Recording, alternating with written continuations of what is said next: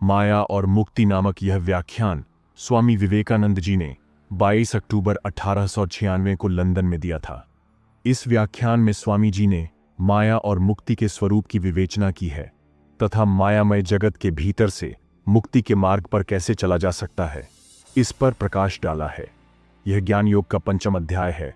तो आइए आज के इस अध्याय के माध्यम से जानें कि जागतिक माया और मुक्ति की साधना किस प्रकार संभव है। प्रिय साथियों, इस आध्यात्मिक यात्रा में आप हमारे साथ अंत तक बने रहिएगा। तो चलिए शुरुआत करते हैं।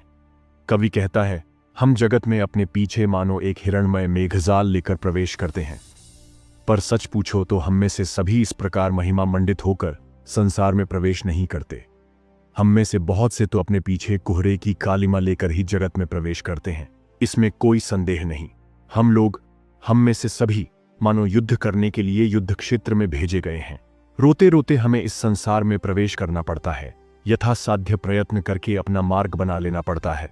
इस अनंत जीवन समुद्र में हम अपना मार्ग बनाते हैं। आगे हम बढ़ते जाते हैं और अगणित युग हमारे पीछे रहते हैं और असीम विस्तार हमारे परे। इसी प्रकार हम चलते रहते हैं और अंत में मृत्यु आकर हमें इस क्षेत्र से उठा ले जाती है। विजयी अथवा पराजित कुछ भी निश्चित नहीं, और यही माया है। बालक के हृदय में आशा बड़ी बलवती होती है। बालकों के विस्फारित नयनों के समक्ष समस्त जगत मानो एक सुनहले चित्र के समान मालूम पड़ता है। वह समझता है कि मेरी जो इच्छा होगी वही होगा, किंतु जैसे वह आगे बढ़ता है वैसे ही प्रत्येक पद पर प्रकृति वज्रदृढ़ प्राचीर के रूप में उसकी भविष्य प्रगति रोध करके खड़ी हो जाती है। उस प्राचीर को भंग करने के लिए वह भले ही बारंबार वेग के साथ उस पर टक्कर मारता रहे, सारे जीवन भर वह जैसे जैसे अग्रसर होता जाता है वैसे वैसे उसका आदर्श उससे दूर होता जाता है। अंत में मृत्यु आ जाती है और शायद इस सब से छुटकारा मिल जाता है। और यही माया है। एक वैज्ञानिक उठता है, महाज्ञान की पिपासा लिए। उसके लिए ऐसा कुछ भी नहीं है जिसका वह त्याग न कर सकता हो। कोई भी संघर्ष उसे निरुत्साह नहीं कर सकता। वह लगातार आगे बढ़ता हुआ प्रकृति के एक के बाद एक गुप्त तत्वों का पता लगाता जाता है। प्रकृति के अंतस्थल में से आभ्यंतरिक गूढ़ रहस्यों का उद्घाटन करता जाता है। पर इस सब का उद्देश्य क्या है? यह सब करने का हेतु क्या है? हम इन वैज्ञानिकों को क्यों मान दें? उन्हें कीर्ति क्यों मिले? मनुष्य जितना कर सकता है, प्रकृति क्या उससे अनंत गुना अधिक नहीं करती? और प्रकृति तो जड़ है, अचेतन है। तो फिर जड़ के अनुकरण में कौन सा गौरव है? प्रकृति कितनी भी व्युत शक्ति संपन्न वज्र को चाहे जितनी दूर फेंक दे सकती है। यदि कोई मनुष्य उसका शतांश भी कर दे तो हम उसे आसमान पर चढ़ा देते हैं। यह सब क्यों?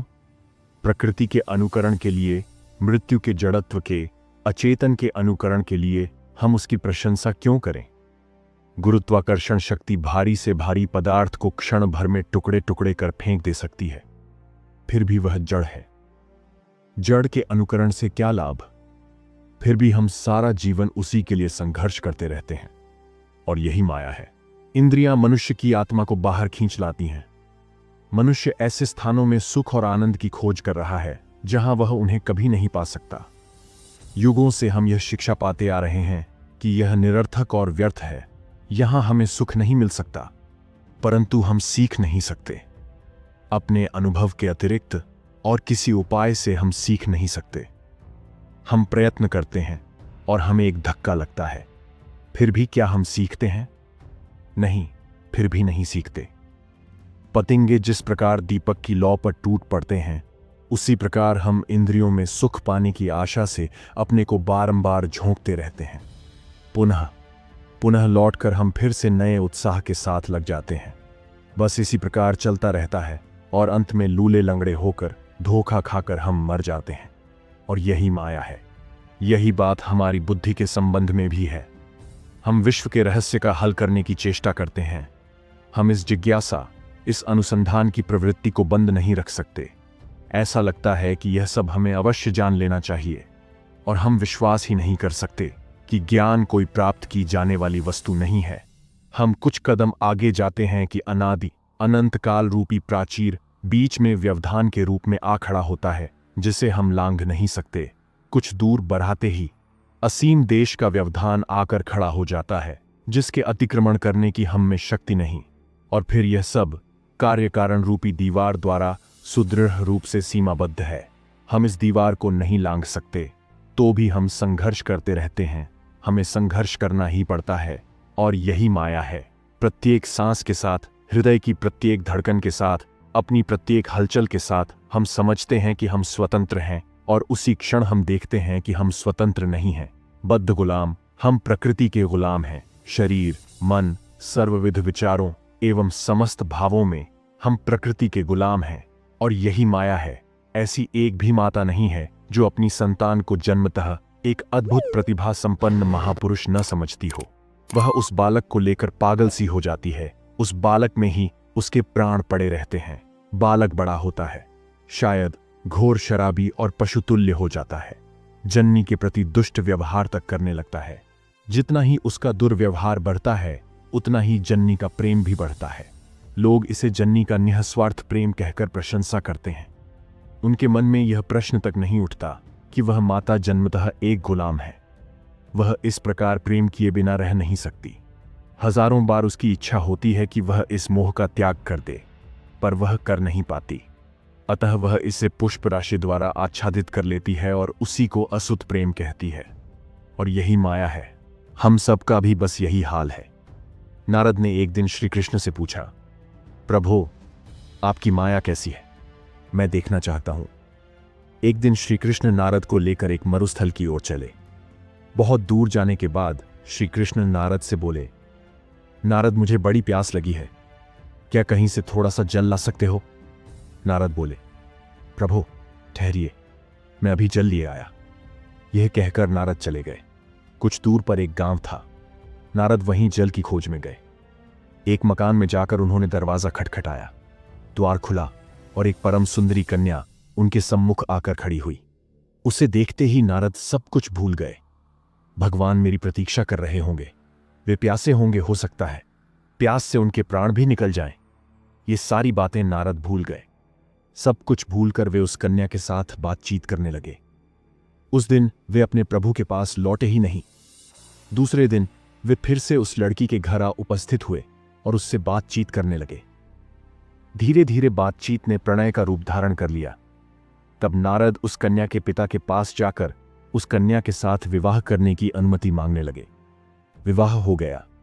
नवदंपति उसी गांव में रहने लगे। धीरे धीरे उनके संतानें भी हुईं। इस प्रकार 12 वर्ष बीत गए। इस बीच नारद के ससुर मर गए और वे उनकी संपत्ति के उत्तराधिकारी हो गए। पुत्र, कलत्र, भूमि, पशु, संपत्ति, गृह आदि को लेकर नारद बड़े सुख चैन से दिन बिताने लगे। कम से कम उन्हें तो यही लगने लगा कि वे बड़े सुखी हैं। इतने में उस देश में बाढ़ आई। रात के समय नदी दोनों कगारों को तोड़कर बहने लगी और सारा गांव डूब गया। मकान गिरने लगे।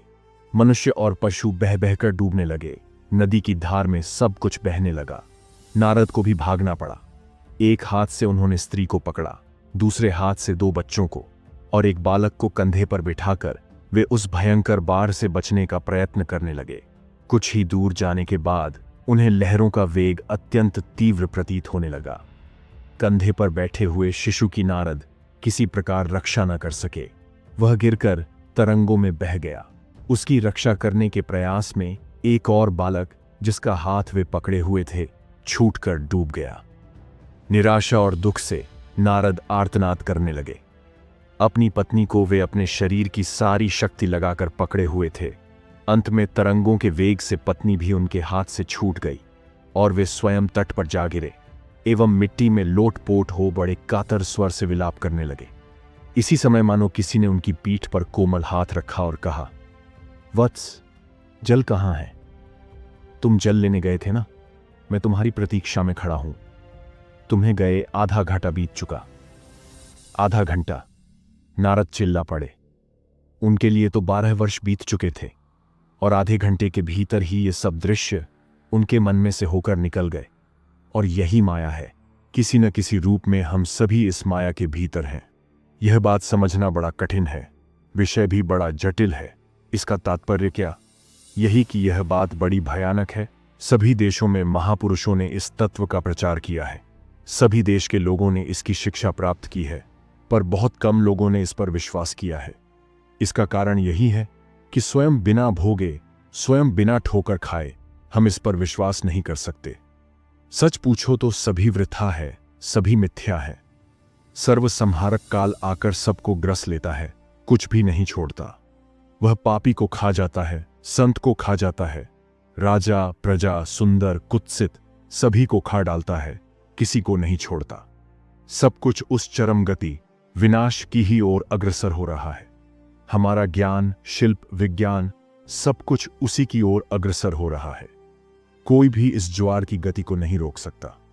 हम भले ही उसे भूले रहने की चेष्टा करें, जैसे किसी देश में महामारी फैलने पर लोग शराब नाच गान आदि व्यर्थ की चेष्टाओं में रत रहकर सब कुछ भूलने का प्रयत्न करते हुए पक्षाघातग्रस्त से हो जाते हैं।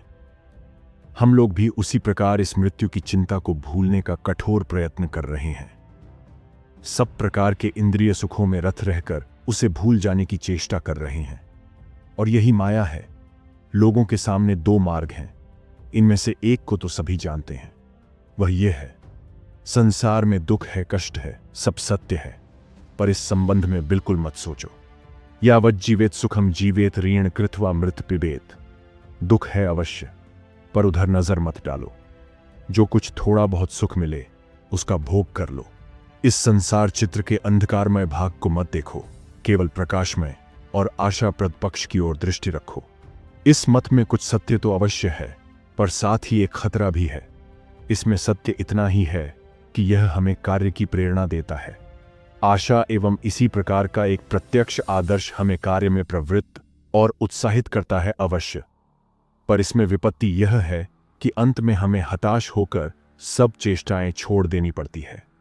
यही हाल होता है उन लोगों का जो कहते हैं संसार को जैसा देखते हो वैसा ही ग्रहण करो, जितना स्वच्छंद रह सकते हो रहो, दुख कष्ट आने पर भी संतुष्ट रहो, आघात होने पर भी कहो कि यह आघात नहीं पुष्पवृष्टि है, दास के समान दुत्कारे जाने पर भी कहो मैं मुक्त हूं स्वाधीन हूं।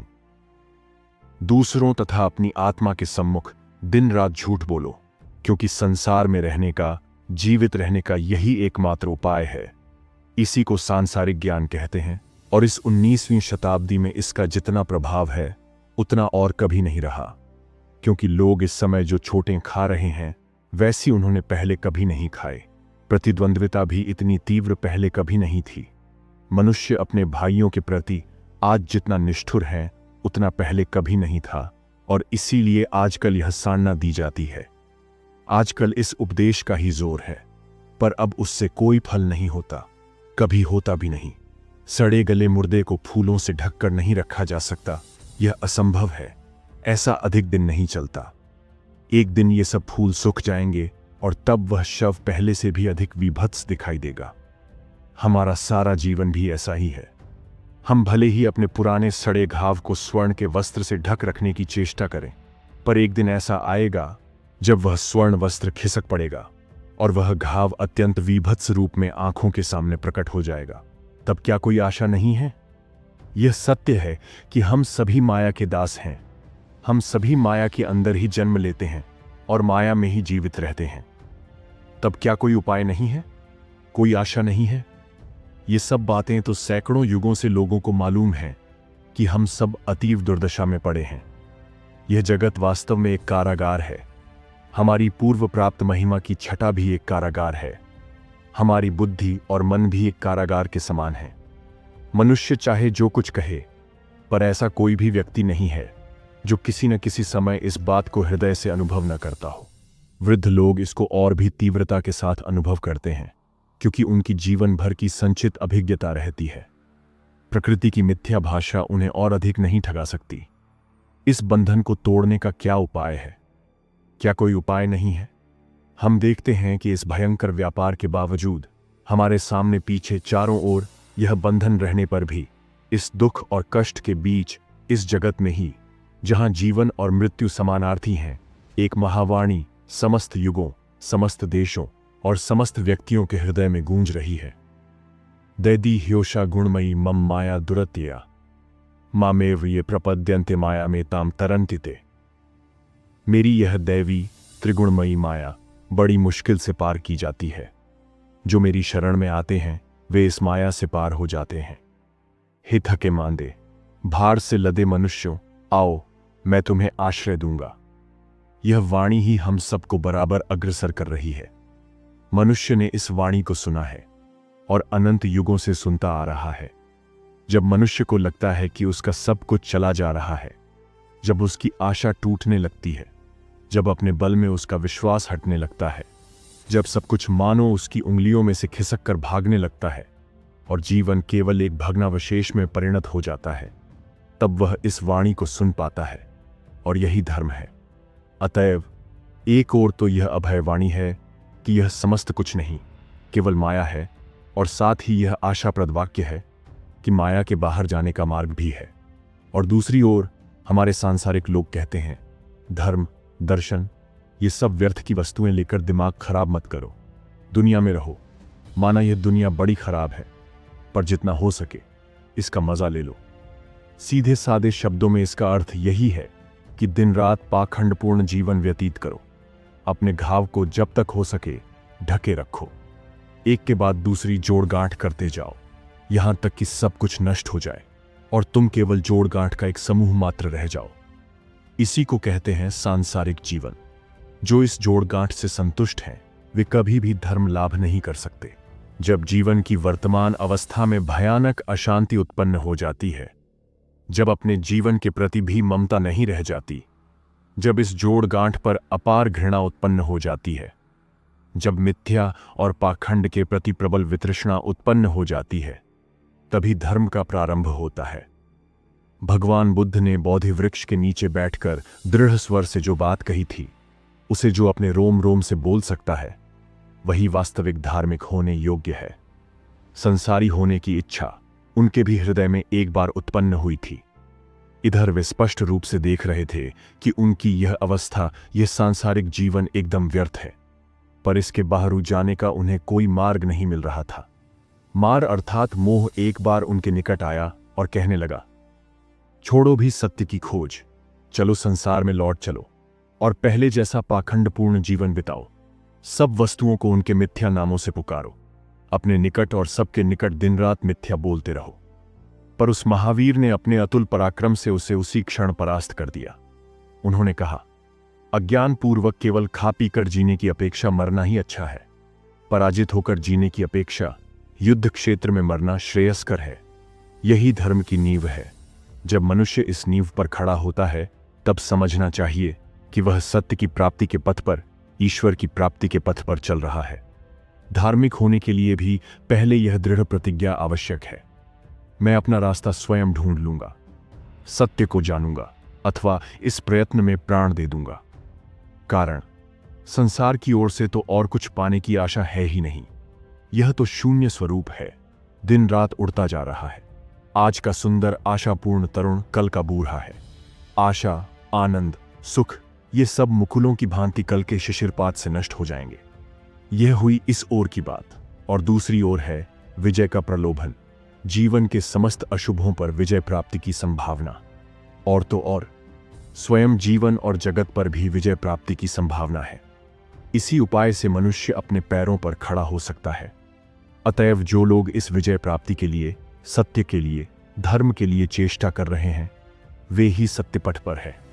और वेद भी यही उपदेश करते हैं, निराश मत हो, मार्ग बड़ा कठिन है, छुरे की धार पर चलने के समान दुर्गम।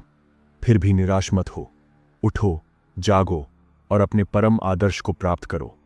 सारे धर्मों की, चाहे वे किसी भी रूप में मनुष्य के निकट अपनी अभिव्यक्ति करते हों, यही एक सामान्य केंद्रीय नींव है, और वह है संसार के बाहर जाने का, अर्थात मुक्ति का उपदेश। इन सब धर्मों का उद्देश्य संसार और धर्म के बीच सुलह कराना नहीं, पर धर्म को अपने आदर्श में दृढ़ प्रतिष्ठित करना है। संसार के साथ बिना समझौता किए ही उसकी जटिल समस्या का समाधान करना है। प्रत्येक धर्म इसका प्रचार करता है और वेदांत का कर्तव्य है इन सभी महत्वाकांक्षाओं में सामंजस्य स्थापित करना और संसार के सारे उच्चतम और निम्नतम धर्मों में विद्यमान सामान्य तत्व को अभिव्यक्त करना। हम जिसको अत्यंत भ्रांत अंधविश्वास कहते हैं और जो सर्वोच्च दर्शन है, सभी की यही एक साधारण नींव है कि वे सभी इस प्रकार के संकट से निस्तार पाने का मार्ग दिखाते हैं। और अधिकांश में किसी प्रपंचातीत पुरुष विशेष की सहायता से, अर्थात प्राकृतिक नियमों से आबद्ध न रहने वाले नित्य मुक्त पुरुष विशेष की सहायता से इस मुक्ति की प्राप्ति करनी पड़ती है। इस मुक्त पुरुष के स्वरूप के संबंध में नाना प्रकार की कठिनाइयां और मतभेद होने पर भी वह ब्रह्म सगुण है या निर्गुण, मनुष्य की भांति ज्ञान संपन्न है अथवा नहीं, वह पुरुष है, स्त्री या निर्लिंग, इस प्रकार के अनंत विचार तथा विभिन्न मतों के प्रबल विरोध होने पर भी मूलभूत तत्व एक ही है। विविध मतवादों के इस प्रचंड परस्पर विरोध के बावजूद हमें उन सब में एकत्व का एक स्वर्ण सूत्र मिलता है, और इस दर्शन में ही इस स्वर्ण सूत्र की खोज हुई है, जो हमारी दृष्टि के सामने थोड़ा थोड़ा करके अभिव्यक्त हुआ है। और यह सामान्य तत्व ही इस अभिव्यक्ति का पहला सोपान है कि हम सभी मुक्ति की ही ओर अग्रसर हो रहे हैं। अपने सुख, दुख, विपत्ति और कष्ट सभी अवस्थाओं में हम यह आश्चर्य की बात देखते हैं कि हम सभी धीरे धीरे मुक्ति की ओर अग्रसर हो रहे हैं। प्रश्न उठा, यह जगत वास्तव में क्या है? कहां से इसकी उत्पत्ति हुई और कहां इसका लय है? और इसका उत्तर था, मुक्ति से ही इसकी उत्पत्ति है। मुक्ति में यह विश्राम करता है और अंत में मुक्ति में ही इसका लय हो जाता है। यह जो मुक्ति की भावना है कि वास्तव में हम मुक्त हैं, इस आश्चर्यजनक भावना के बिना हम एक क्षण भी नहीं चल सकते। इस भाव के बिना तुम्हारे सभी कार्य, यहां तक कि तुम्हारा जीवन तक व्यर्थ है। प्रतिक्षण प्रकृति यह सिद्ध किए दे रही है कि हम दास हैं, पर उसके साथ ही यह दूसरा भाव भी हमारे मन में उत्पन्न होता रहता है कि हम मुक्त हैं। प्रतिक्षण हम माया से आहत होकर बद्ध से प्रतीत होते हैं, पर उसी क्षण उस आघात के साथ ही हम बद्ध हैं। इस भावना के साथ ही और भी एक भाव हम में आता है कि हम मुक्त हैं, मानो हमारे अंदर से कोई कह रहा है कि हम मुक्त हैं। इस मुक्ति की हृदय से उपलब्धि करने में, अपने मुक्त स्वभाव को प्रकट करने में जो बाधाएं उपस्थित होती हैं, वे भी तो एक प्रकार से अनतिक्रमणीय हैं। तो भी अंदर से, हमारे हृदय के अंतस्थल से मानो कोई सर्वदा कहता रहता है, मैं मुक्त हूं, मैं मुक्त हूं। और यदि तुम संसार के विभिन्न धर्मों का अध्ययन करो तो देखोगे, उन सभी में किसी न किसी रूप में यह भाव प्रकाशित हुआ है। केवल धर्म नहीं, धर्म शब्द को तुम संकीर्ण अर्थ में मत लो, वरन सारा सामाजिक जीवन इसी एक मुक्त भाव की अभिव्यक्ति है। सभी प्रकार की सामाजिक गतियां उसी एक मुक्त भाव की विभिन्न अभिव्यक्तियां हैं। मानो सभी ने जाने अनजाने उस स्वर को सुना है जो दिन रात कह रहा है, हे थके मांदे और बोझ से लदे हुए मनुष्यों, मेरे पास आओ। मुक्ति के लिए आह्वान करने वाली यह वाणी भले ही एक ही प्रकार की भाषा अथवा एक ही ढंग से प्रकाशित न होती हो, पर किसी न किसी रूप में वह हमारे साथ सदैव विद्यमान है। हमारा यहाँ जो जन्म हुआ है वह भी इसी वाणी के कारण, हमारी प्रत्येक गति इसी के लिए है। हम जाने या न जाने, पर हम सभी मुक्ति की ओर चल रहे हैं, उसी वाणी का अनुसरण कर रहे हैं। जिस प्रकार गांव के बालक उस वंशी वादक के संगीत से खींचकर चले जाते थे, उसी प्रकार हम भी बिना जाने ही उस मधुर वाणी का अनुसरण कर रहे हैं। जब हम उस वाणी का अनुसरण करते हैं, तभी हम नीतिपरायण होते हैं। केवल जीवात्मा नहीं, वरन छोटे से छोटे जड्डीच प्राणी से लेकर ऊंचे से ऊंचे मनुष्यों तक सभी ने वह स्वर सुना है, और सब उसी की दिशा में दौड़े जा रहे हैं। और इस चेष्टा में या तो हम परस्पर मिल जाते हैं या एक दूसरे को धक्का देते रहते हैं। इसी से प्रतिद्वंद्विता, हर्ष, संघर्ष, जीवन, सुख और मृत्यु उत्पन्न होते हैं। और उस वाणी तक पहुंचने के लिए यह जो संघर्ष चल रहा है, समय विश्व उसी का परिणाम मात्र है। हम यही करते आ रहे हैं, यही व्यक्त प्रकृति का परिचय है। इस वाणी के सुनने से क्या होता है, इससे हमारे सामने का दृश्य परिवर्तित होने लगता है।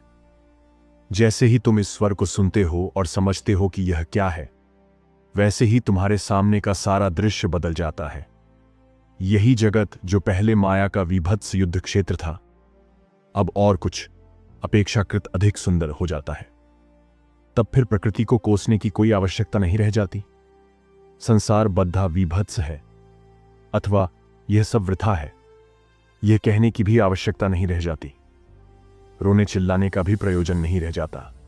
जैसे ही तुम इस स्वर का अर्थ समझते हो, वैसे ही तुम्हारी समझ में आ जाता है कि इस सब चेष्टा, इस युद्ध, इस प्रतिद्वंद्विता, इस कठिनाई, इस निष्ठुरता, इन सब छोटे छोटे सुख एवं आनंद आदि का प्रयोजन क्या है? तब यह स्पष्ट समझ में आ जाता है कि यह सब प्रकृति के स्वभाव से ही होता है। हम सब जाने अनजाने उसी स्वर की ओर अग्रसर हो रहे हैं, इसीलिए यह सब हो रहा है। अतएव समस्त मानव जीवन, समस्त प्रकृति उसी मुक्त भाव को अभिव्यक्त करने की चेष्टा कर रही है। बस सूर्य भी उसी ओर जा रहा है, पृथ्वी भी इसीलिए सूर्य के चारों ओर परिक्रमा कर रही है, चंद्र भी इसीलिए पृथ्वी के चारों ओर घूम रहा है। उस स्थान पर पहुंचने के लिए ही समस्त ग्रह नक्षत्र दौड़ रहे हैं और वायु बह रही है। उस मुक्ति के लिए ही बिजली तीव्र घोष करती है और मृत्यु भी उसी के लिए चारों ओर घूम फिर रही है। सब कोई उसी दिशा में जाने का प्रयत्न कर रहे हैं। साधु भी उसी ओर जा रहे हैं, बिना गए वे रह ही नहीं सकते। उनके लिए यह कोई प्रशंसा की बात नहीं। पापियों की भी यही दशा है। बड़ा दानी व्यक्ति भी उसी को लक्ष्य बनाकर सरल भाव से चला जा रहा है, बिना गए वह रह ही नहीं सकता। और एक भयानक कंजूस भी उसी को लक्ष्य बनाकर चल रहा है। जो बड़े सत्कर्मशील हैं, उन्होंने भी उसी वाणी को सुना है। वे सत्कर्म किए बिना रह नहीं सकते। और एक घोर आलसी व्यक्ति का भी यही हाल है। हो सकता है एक व्यक्ति दूसरे की अपेक्षा अधिक ठोकरें खाए। जो व्यक्ति अधिक ठोकरें खाता है उसे हम बुरा कहते हैं, और जो कम उसे सज्जन या भला कहते हैं। भला और बुरा ये दो भिन्न चीजें नहीं हैं, दोनों एक ही हैं। उनके बीच का भेद प्रकारगत नहीं, परिमाणगत है। अब देखो, यदि यह मुक्त भाव रूपी शक्ति वास्तव में समस्त जगत में कार्य कर रही है, तो अपने विशेष आलोच्य विषय धर्म में उसका प्रयोग करने पर हम देखते हैं कि सभी धर्मों में इस एक भाव को स्वीकार किया गया है। अत्यंत निम्न कोटि के धर्म को लो, जिसमें किसी मृत पूर्वज अथवा निष्ठुर देवताओं की उपासना होती है। इन उपास्य देवताओं अथवा मृत पूर्वजों के बारे में क्या धारणा है? यही कि वे प्रकृति से उन्नत हैं, इस माया के द्वारा वे बद्ध नहीं हैं। पर हां, प्रकृति के बारे में उपासक की धारणा अवश्य बिल्कुल सामान्य है। उपासक एक मूर्ख अज्ञानी व्यक्ति है। उसकी बिल्कुल स्थूल धारणा है। वह घर की दीवार को भेद कर नहीं जा सकता अथवा आकाश में विचरण नहीं कर सकता। अतः इन सब बाधाओं का अतिक्रमण करना, बस इसके अतिरिक्त उसकी शक्ति की कोई उच्चतर धारणा है ही नहीं। अतएव वह ऐसे देवता की उपासना करता है जो दीवार भेद कर अथवा आकाश में उड़कर आ जा सकते हैं, अथवा जो अपना रूप परिवर्तित कर सकते हैं। दार्शनिक भाव से देखने पर इस प्रकार की देवोपासना में कौन सा रहस्य है? यह कि यहां भी वह मुक्ति का भाव मौजूद है। उसकी देवता संबंधी धारणा प्रकृति संबंधी अपनी धारणा से उन्नत है। और जो लोग तदपेक्षा उन्नत देवों के उपासक हैं, उनकी भी उस एक ही मुक्ति की दूसरे प्रकार की धारणा है। जैसे जैसे प्रकृति के संबंध में हमारी धारणा उन्नत होती जाती है, वैसे ही वैसे प्रकृति की प्रभु आत्मा के संबंध में भी हमारी धारणा उन्नत होती जाती है। अंत में हम एकेश्वरवाद में पहुंच जाते हैं, जो माया या प्रकृति को स्वीकार करता है और जिसके मतानुसार मायाधीश एक ईश्वर ही है।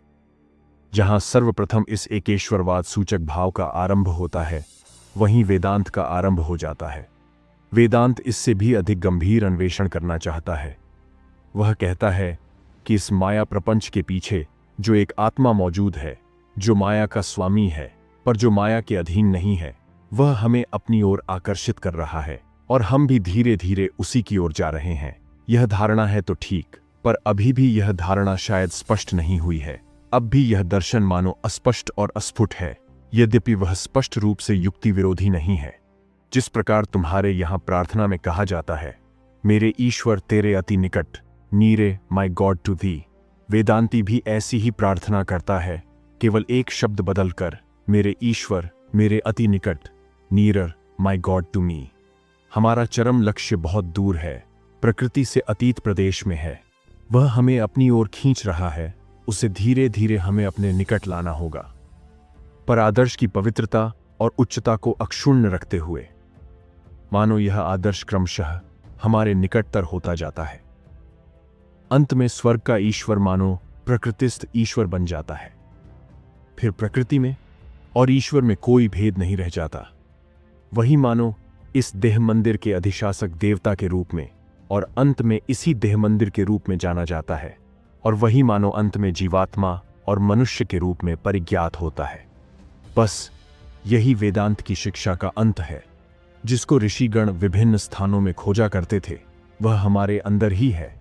वेदांत कहता है, तुमने जो वाणी सुनी थी वह ठीक सुनी थी, पर उसे सुनकर तुम ठीक मार्ग पर चले नहीं। जिस मुक्ति के महान आदर्श का तुमने अनुभव किया था वह सत्य है, पर उसे बाहर की ओर खोजकर तुमने भूल की। इसी भाव को अपने निकट और निकटतर लाते चलो, जब तक कि तुम यह न जान लो कि यह मुक्ति, यह स्वाधीनता तुम्हारे अंदर ही है। वह तुम्हारी आत्मा की अंतरात्मा है। यह मुक्ति बराबर तुम्हारा स्वरूप ही थी और माया ने तुम्हें कभी भी बद्ध नहीं किया। तुम पर अपना अधिकार जमाने की सामर्थ्य प्रकृति में कभी नहीं थी। डरे हुए बालक के समान तुम स्वप्न देख रहे थे कि प्रकृति तुम्हारा गला दबा रही है। इस भय से मुक्त होना ही लक्ष्य है।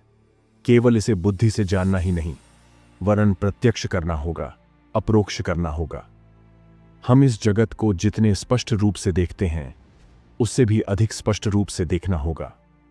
तभी हम मुक्त होंगे, तभी हमारी सारी कठिनाइयों का अंत होगा, तभी हृदय की सारी उलझनें नष्ट होंगी, सारी वक्रताएं सरल हो जाएंगी। तब यह विविधता और प्रकृति का भ्रम चला जाएगा। तब यह माया आज के समान भयानक अवसादकारक स्वप्न न होकर अति सुंदर रूप में दिखेगी, और यह जगत जो इस समय कारागार के समान प्रतीत हो रहा है, क्रीड़ा क्षेत्र का रूप धारण कर लेगा। तब सारी विपत्तियां, जटिलताएं और तो और हम जो सब यंत्रणाएं भोग रहे हैं, वे भी ब्रह्म भाव में परिणत हो जाएंगी और हमारे सम्मुख अपना प्रकृत स्वरूप अभिव्यक्त करेंगी। तब हम देखेंगे कि सारी वस्तुओं के पीछे सबके सार सत्ता स्वरूप वही विद्यमान है, और हम जान लेंगे कि वही हमारा वास्तविक अंतरात्मा स्वरूप है। उत्तिष्ठित जागृत प्राप्य व्रात्रिबोधत क्षुरस्य धारा निशिता दुरत्यया दुर्ग पथस्तत् कवयो वदन्ति। कठोपनिषद। प्रिय साथियों, आशा करता हूं कि आपको ज्ञान योग के 5वें अध्याय की प्रस्तुति अति प्रिय लगी होगी। धन्यवाद।